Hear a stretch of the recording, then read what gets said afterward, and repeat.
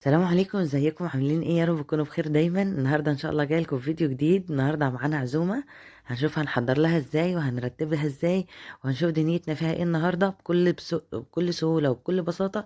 مش هتاخد مننا وقت ولا مجهود ولا اي حاجه خالص. لو اول مره بقى تشوفيني اعمل لايك للفيديو، اشتراك في القناه، وفعلوا زر الجرس على الكل عشان كل ما انزل فيديو تتفرجوا عليه. الاول كده انا جبت كميه البصل اللي انا هحتاجها في العزومه، يعني جبت معظمها يعني، وقشرتها كلها مرة واحدة علشان الخطوة دي هتريحني جامد لما وانا بشتغل. يعني وانا بشتغل هتريحني كتير، بدل ما انا كل شوية اقعد اقشر بصل واخرطه واقشر بصل واخرطه. لا، انا جبت الكمية اللي انا محتاجاها النهاردة بإذن الله. ويعني انا احتجت كمية تاني، بس يعني ايه، دي الكمية دي انجزت معايا في الاول شوية حلوين. فانا فرمتها كلها كده على بعضها كده الاول، وبعد كده هبتدي ان انا اشتغل. معايا كده حلة تانية على النار، وحطيت فيها شوية زيت وحتة زبدة أو ممكن سمنة، الموجود عندك حطيه، يعني مش هنختلف ولا أي حاجة. يعني عامة ست البيت شاطرة وأي حاجة بتعرف تصرف نفسها بيها. حطيت بقى بعد ما ساحت وخدت درجة حرارة عالية، حطيت البصل بتاعي. أنا فرمت الجزء التاني وحطيته برضو. ده كده كان قطعة بصل كبيرة كده فقطعتها، يعني ايه، لما لقيتها نزلت كده من غير ما تتفرم قطعتها على ايدي عادي جدا خالص، مفيهاش اي حاجة. وبعد كده برضو كنت حاسه ان هي محتاجه شويه زيت، فزودتها شويه زيت. وحطيت شويه فلفل اسود، يعني الفلفل الاسود بيبقى حلو جدا لما احنا نحطه على البصل وهو بيتشوح. وحطيت قرن فلفل اخضر كده، وهنزل باللحمه بتاعتي عشان انا هعصق كميه اللحمه كلها اللي انا برضو هستخدمها النهارده، علشان تنجز معايا في الوقت. يعني مش كل ما احتاج لحمه مفرومه اروح اعصجها، لا انا هعملها كلها مره واحده كده، واستخدمها في الحاجات اللي انا محتاجه ان انا اعملها النهارده. دول كان حوالي 2 كيلو من اللحمة. طبعا البصلة بتاعتي انا شوحتها الاول لحد ما ابتدت ان هي تاخد لون، وكنت حطيت عليها فلفل حامي، وبعد كده هحط فلفل بارد، يعني الفلفل بينكه لي اللحمة بتاعتي. هشوحها بقى ايه تشويحة حلوة كده، وهحط عليها البهارات بتاعتها. البهارات بتاعتها كانت عبارة عن فلفل اسود وكمون وشوية قرفة كده من اللي قلبكم يحبها. انا عندي لحمة وفراخ، يعني قرفة، بصراحة القرفة بتفرق جدا في طعم اللحمة والفراخ. هقلبها بقى كويس جدا. وعندي هنا كام واحدة طماطم كده انا ضربتهم في الخلاط، ممكن تقطعيهم ممكن تضربيهم في الخلاط زي ما انت عايزة. وحطيت كده شوية ملح برضو عشان اظبط بقى الملح بتاع اللحمة بتاعتي، واسيبها بقى تستوي مع نفسها براحتها خالص. هنا بقى عندي في الحلة ديت مكرونة اقلام، عشان احنا هنعمل من ضمن الاصناف اللي احنا هنعملها، هنعمل مكرونة بشاميل. مكرونة بشاميل يعني مكرونة قلم. ممكن تعملوها بمكرونة سباكيتي عادي جدا، بس هي طبعا يعني هي معروفة ان هي بمكرونة قلم. دول كانوا حوالي ازيد من كيسين مكرونه. تمام، هنعمل بقى البشاميل برضو في الناحيه التانية، يعني كل عين عليها حاجه عشان ننجز في الوقت، ويعني ايه، وما تاخدش مننا وقت ولا مجهود ولا اي حاجه. وطبعا يعني العيله كلها لازم تساعد، فهنا حد كان واقف معايا يعمل بشاميل. طبعا احنا واقفين بنتكلم وبنقول اه لا زودي شويه قللي شويه الكلام ده كله، فبرضه لازم يعني كل اللي موجودين يساعدوا. فهنا بقى البشاميل بتاعنا كان شويه زيت ومعلقه سمنه او زبده، يعني برضه هقول لكم المتاح عندكم. وبعد كده حطيت 6 معالق من الدقيق على حسب كم البشاميل، او يعني الدقيق اللي بيتحط في البشاميل على حسب كميه المكرونه اللي انتوا هتعملوها. احنا كنا عاملين صينيتين مكرونة، كانت واحدة وسط شوية وواحدة صغيرة. فكمية البشاميل ديت كانت نوعا ما ان شاء الله، يعني عايزة اقول لكم كفت يعني بالظبط الحمد لله. ابتديت كده طبعا بعد الدقيق ما تشوح معانا، احنا من الناس اللي بنحب ان احنا نعمل البشاميل على ايدينا، مش بنحب نجيب بشاميل جاهز يعني. بعد دي ما تشوح معانا وخد اللون الذهبي كده، ابتديت كده ان انا حطيت شويه لبن في الاول، وبعد كده حطيت من ميه المكرونه. ميه المكرونه بتفرق في البشاميل جدا يا جماعه على فكره، وده نسكافيه بيتعمل عادي ملوش دعوه بالموضوع. هنبتدي ان احنا نفضل نقلب كويس جدا جدا في البشاميل بتاعنا علشان ما يكلكعش. اللبن ما يكونش ساخن عشان البشاميل ما يكلكعش برضو. من ضمن الحاجات اللي بتخلي البشاميل يكلكع ان هو اللبن يكون ساخن، لا يكون دافي كده تبقى احسن كتير. خاصة اللبن اللي بينزل في الاول، يعني بعد كده ماشي ممكن يكون دافي، انما في الاول يعني اول لبن هينزل على الدقيق يكون دافي، يعني ما يكونش ساخن. تمام، هنبتدي ان احنا نقلبه كويس جدا. لو حسيتي، عايزه اقول لكم لو حسيتوا ان البشاميل يعني ايه كتل معاكم او خرز او كلكع معاكم، مضرب بيض او اضربوه في الخلاط عادي جدا، هتبقى زي الفل وناعم وكريمي. ما تاخدوش طبعا ما لكوش دعوه يعني يعني ما تاخدوش بالكم يعني بمعالم وشي، طبعا احنا واقفين نتكلم ونضحك ونهزر يعني. هنا بقى ايه، انا حطيت المكرونه، صبيت اصفيها كده على طول من حله من الميه بتاعتها، واحطها في الصينيه اللي انا هعملها. مش شرط ان احنا نصفي المكرونه كلها، يعني انا يعني المكرونه عامه طفيت عليها بدري عشان خاطر الشويه الصغننين اللي عادتهم في قلب الميه. البشاميل بتاعي عايزه اقول لكم ان احنا حطينا، صح مش عارفه يعني ما جاتش في اللقطه ليه، حطينا جبنه رومي، وحطينا جبنه مثلثات. عايزه اقول لكم الجبنه المثلثات او قشطه بقى، او الحاجات دي كلها بتفرق جدا في البشاميل، اللي بتخليه كريمي وحلو جدا، يعني بجد بيبقى فظيع. عايزه اقول لكم بقى ان المكرونه لما بنعمل الحركه دي كمان، يعني ان احنا مش بنصفيها، ما بتلاقيهاش ان هي لزقت في بعضها كده ولا اي حاجه، ولا بتحتاجي ان انت تقعدي تفكفكيها ولا الكلام ده كله. حطيت بقى اللحمه، وخدت بقى الطبقه التانية من المكرونه حطيتها من فوق، وهحط بقى ايه البشاميل اللي فاضل. البشاميل لان احنا بقى كنا حاطينه طبعا عليه جبنه مثلثات بقى وجبنه رومي والكلام ده كله، فلما برد شويه حسيته تقل سنه، فكنت بخففه من ميه المكرونه عادي جدا واقلبه، كان بيبقى زي الفل. بص هما كانوا بيقعدوا بقى ينكفوني بقى ويلعبوا قدام الكاميرا يعني بايديهم وكده، فانا ايه طبعا كنا قاعدين يعني اللي هو بقى ملمومين لما بقى النهارده ومتجمعين يعني، فطبعا هتلاقوا الفيديو بايظ على الاخر. لك ماما. وهي لينا جات لكم اهيت وصحيت من النوم وبتقول لكم حطوا لايك لماما. هنا بقى انا كنت عملت صينيتين اللي قلت لكم عليهم، دي صينيه صغيره وصينيه كبيره شويه. حطينا بقى البشاميل اللي فاضل على الوش كله بقى، عايزه اقول لكم زي العسل بجد. البشاميل كان كريمي وحلو جدا. كمان احنا من الناس اللي بنحب ان احنا نقطع المكرونه كده وهي لسه سخنه كده وتبقى سايحه في بعضها كده. هنشوفها باذن الله مع بعض في الاخر. دي كده اول حاجه احنا خلصناها. طبعا اللحمه متعصجه للكميه كلها، للاصناف اللي احنا هنعملها يعني كلها، ففاضل جزء من اللحمه. تعالوا نشوف بقى هنعمل بيه ايه. وهنا بقى ايه كان عندنا في الحله دي، كان عندنا شوربه بنعملها علشان هنعمل برضو شويه شوربه خضار كده على الماشي. اللي هنعمل بقى بقيه اللحمه هنعمل بيها هنعمل بيها جلاش بطريقه سهله جدا وبسيطه، من غير بيض بقى ومن غير تعقيد ولا الكلام ده كله. عندي هنا كسرولة على النار، حاجه كده تكون صغننه ومحندقه كده، وحطيت فيها شويه زيت وحته زبده. وبعد كده نزلت عليهم لما الزبده ساحت، نزلت عليهم بعلبه زبادي ومعلقه بيكنج باودر صغيره وشويه لبن، وقلبتهم كويس جدا. هيعمل معايا فوران كده زي ما انتم شايفين، هو ده اللي احنا عايزينه. لما نلاقي الفوران حصل يبقى كده الخليط اللي احنا عايزينه تمام وزي الفل. هنا بقى احط المنكهات بتاعه الشوربه بتاعتي علشان يعني احنا في الشتاء يعني طبعا عامه، وبنحب يبقى في شوربه على الاكل، وعامه يعني لما بيكون في عزومه بيفضل ان يكون في شوربه على الاكل. هظبط بقى شويه ملح وشويه فلفل اسود كده صغيرين، واقلب الخليط بتاعي ده كويس جدا، وابتدي ان انا اخد منه على الصينيه. الصينيه دي كانت مقاس كبير شويه، انا استعملت فيها وحدتين من الجلاش، يعني كيسين كده من الجلاش. ابتديت كده ان انا اخد كل رق كده يعني وافرده لحد ما تغطي الصينيه بحالها. انا حطيت لفه تحت ولفه فوق، يعني لفه تحت اللحمه ولفه فوق اللحمه. بين كل طبقه والتانيه بقى بناخد من الخليط بتاعنا اللي احنا عملناه، وبنبتدي ان احنا ندهنه. عايزه اقول لكم ما تقلقوش من الخليط ده خالص، الخليط ده حلو جدا، هيخلي الجلاش بتاعي مورق جدا. وعايزه اقول لكم الطعم بيبقى بجد تحفه.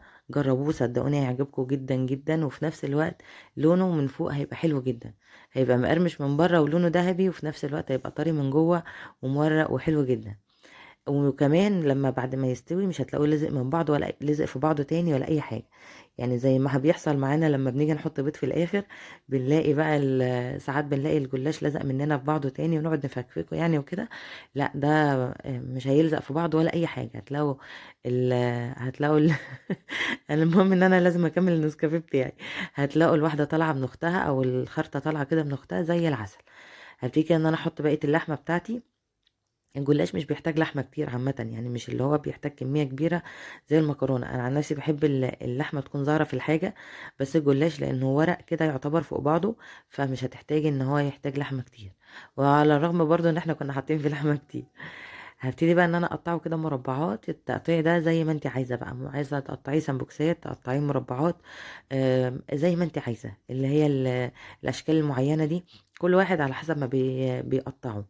احط بقى اخر حاجه اللي فاضل من الخليط كده هحطه على الوش، وهركن بقى صينيه المكرونه صينيه الجلاش. عايزه اقول لكم ان صينيه المكرونه احنا ركناها في جنب، وصينيه الجلاش برضو هنركنها خلاص قرب ما نيجي ان احنا ناكل وكده. هنبتدي ان احنا ندخل كل ده الفرن. يعني احنا بنجهز الحاجات، اهم حاجه ان الحاجات تكون جاهزه، دي يعني ده اهم حاجه عندنا في الموضوع يعني. هنا بقى ايه عايزه اقول لكم ان الحله اللي على الطرف دي شوربه خضار. إحنا جهّزناها برضه علشان تبقى جاهزة، ما تاخدش معانا وقت وكده. آخر حاجة بقى هنعملها النهارده إن شاء الله اللي هي الكبسة، هنعمل كبسة بطريقة سهلة جدًا وبسيطة، وعايزة أقول لكم حلوة جدًا، جدًا، جدًا. عندنا بقى حلة على النار، بس حلة يعني حلوة كبيرة شوية علشان خاطر الكمية اللي معايا بتاعة الفراخ يعني وكده. الفراخ طبعًا متقطعة ومغسولة كويس جدًا ومتصفية وزي الفل وتمام، وحاطينها في جنب زي ما أنتم شايفين. وعندنا هنا بقى حلة على النار فيها شوية زيت وحتة زبدة برضه أو سمنة، زي ما قُلت لكم المتاح عندكم، هافضل أقول لكم المتاح عندكم استعملوه. معانا كده بصلتين متقطعين جوانح ابتدي إن إحنا نشوحهم تشويحة كده خفيفة.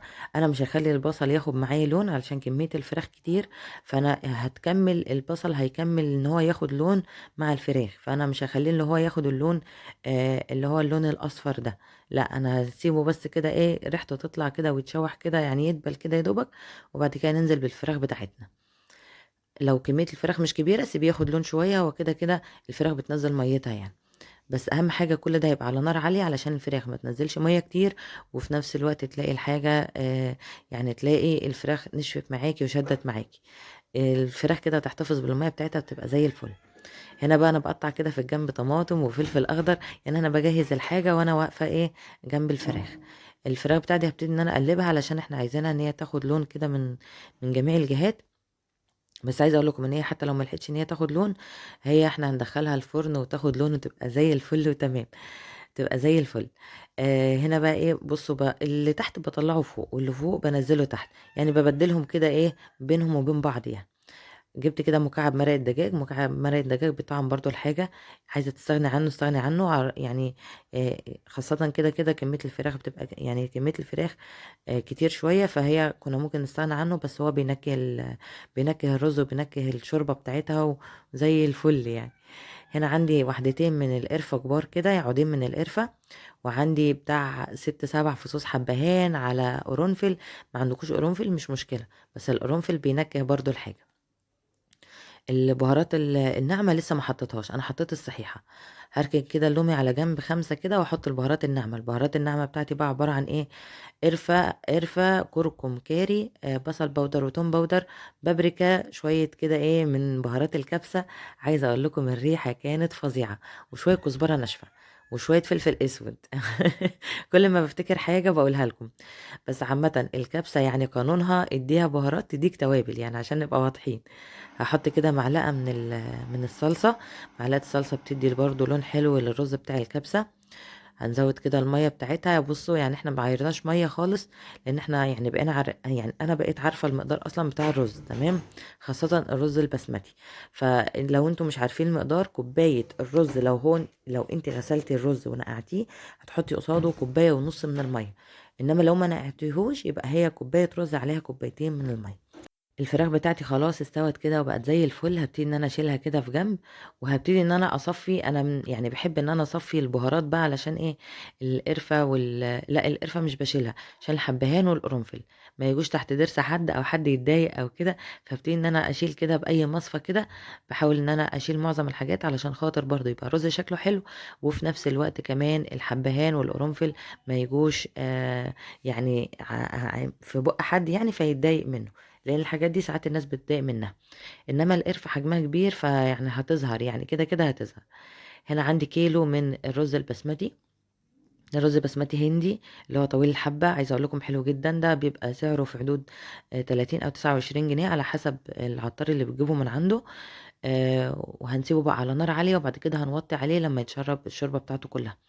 هنا بقى المكرونة بتاعتي في الفرن أهي، إحنا عمالين نقلِّب فيها واحدة، واحدة كده، المكرونة من فوق والجلاش من تحت. وهاحط هنا برضه على الرز كده بشرت كده واحدتين 3 من الجزر، بشرتهم بيبقى شكل الرز حلو وفي نفس الوقت بيبقى طعمه حلو. هنحط بقى هنا هنعمل بقى الخليط اللي إحنا هندخّل بيه الفراخ الفرن. الخليط بتاعي عبارة عن معلقتين من الصلصة، معلقتين من الكاتشب، صويا صوص، دبس رمان، صويا صوص ودبس رمان لو مش موجودين ما فيش أي مشكلة. معلقتين من صلصة على معلقتين كاتشب على معلقتين لبن هيقضّوا الغرض ويبقى الدنيا زي الفل. هنحط بقى شوية بابريكا وشوية قرفة وشوية ملح برضه عشان ننكّه الموضوع معايا، وهنحط شوية زيت كده برضه علشان الفراخ بتاعتي تاخد لون بسرعة. يعني من الحاجات اللي بتخلّي الفراخ تاخد لون بسرعة لمّا نحط معلقتين زيت على الخليط اللي إحنا هنعمله. هنا بقى إيه، ده كانت بسلة عندي أنا برضه كنت باسلقها في شوية ملح كده وبصل باودر وتوم باودر، وبعد ما الرز بيتشرب خالص بقى وهاوطّي عليه هاحط البسلة، وحطينا قرن فلفل أخضر حامي كده من اللي قلبكم يحبه، وكده الرز بتاعي خلاص في الإنجاز، يعني خلاص قرّب يخلص وأنا كده ما عادش ورايا حاجة. الجلاش والمكرونة في الفرن والرز خلاص خلص، الفراخ يا دوبك هي اللي هتدخل الفرن تاخد لون وتبقى زي الفل وتمام. هابتدي كده إن أنا بالفرشة كده أبتدي إن أنا أحط الخليط ده على الفراخ بتاعتي. عايزة أقول لكم إن الخليط ده من أحسن يعني من أحسن الخلطات اللي أنا عملتها وحطيتها على الفراخ، ادّته لون حلو وفي نفس الوقت ادّى طعم حلو جدًا، بيبقى الطعم زي مسكّر كده عشان الكاتشب والحاجات اللي إحنا حاطينها والبهارات والكلام الجميل ده كله اللي إحنا حاطينه. عايزة أقول لكم تاني بقى إن أنتم لو وصلتوا بالفيديو لحد هنا وما عملتوش لايك أنا هازعل منكم، تمام، متفقين لحد كده؟ متفقين. هنا بقى أنا كنت بادوق الرز باشوف كده استوى والّا إيه، فالحمد لله كان استوى وكده خلاص كل حاجة عندي خلصت وزي الفل. هنبتدي بقى إن إحنا نغرف الأكل بتاعنا. خلاص بقى كان الجلاش طبعًا طلع شايفين بقى مورق إزاي، اللي واخد لون حلو جدًا من فوق ومورق من جوه، طري من جوه وفي نفس الوقت مقرمش من برّه، بجد كان حلو جدًا وطعمه كان جميل جدًا. الناس اللي كانت في العزومة تكتب كومنتات تحت ويقولوا رأيهم في الأكل كان عامل إيه، أنا باقول لكم أهو. المهم كده هنبتدي إن إحنا نغرف الأكل بتاعنا على حسب بقى كمية الأشخاص اللي عندكم، يعني الأطباق على حسب كمية الأشخاص، برضه ممكن الجلاش إحنا غرفناه في أطباق صغيرة علشان يتوزع كده في أماكن أكتر، لإن معظم الناس بتحب الجلاش يعني. وبرضه بتحب المكرونة. الحمد لله كل حاجة كانت جميلة. إحنا بقى كنا واقفين كلنا نغرف ونساعد بعض، يعني أنا ما كنتش واقفة أغرف لوحدي يعني ولا حاجة، لأ في سلطات اتعملت وفي شوربة اتعملت وفي حاجات كتير اتعملت ما جاتش في الفيديو، أنا جِبت معظم الحاجات اللي أنا عملتها، اللي هي الحاجات الأساسية أو الرئيسية، وبرضه كل الحاجات اللي اتعملت ديّة برضه أيادي خفية كتير كانت بتساعدني فيها، خالته بقى وولاد خالته والكلام ده كله. هُم بقى أنا كنت واقفة أغرف هنا وهُم بياخدوا الأطباق مني يحطوها على المطبخ في الآخر كده، علشان إيه نخرّج الأكل كلّه مرّة واحدة. المكرونة بتاعتنا بقى كانت سايحة بقى وحاجة كده كريمي وحاجة كده من الآخر، بجد كانت حلوة جدًا. الرز كان فيه ألوان بقى الأصفر والأخضر ولون الرز نفسه، أي جناش بقى بيبقى قدّامِك بيقابلِك في الرز إيه بنبتدي إن إحنا نحطه على الأطباق كده من فوق. هنا بقى الشوربة كانت بتتغرف هناك أهي زي ما أنتم شايفين، أدي الشوربة. الأرنب بتاعنا ده هو اللي كان واقف بيغرف الشوربة. خلاص كده الأكل بتاعنا خلص الحمد لله، وعزومتنا كانت خلصت، كانت زي الفل وتمام. يا رب الفيديو النهارده يكون عجبكم، وقولوا لي تحت رأيكم في الكومنتات، رأيكم إيه في العزومة، يعني حلوة وتشرف والّا لأ؟ دي سلطات بقى سلطة الكول سلو وسلطة خضرا. وبكده الفيديو بتاعنا خلص، يا رب الفيديو يكون عجبكم، وأكون كده ضيفة خفيفة عليكم، وتكون أصنافي كده عجبتكم، يعني طبعًا كلنا شاطرين فيها بس أنا حبيت أشاركها معاكم. يالّا أشوفكم المرة الجاية على خير، وتكونوا كلكم دايمًا بخير، سلام عليكم.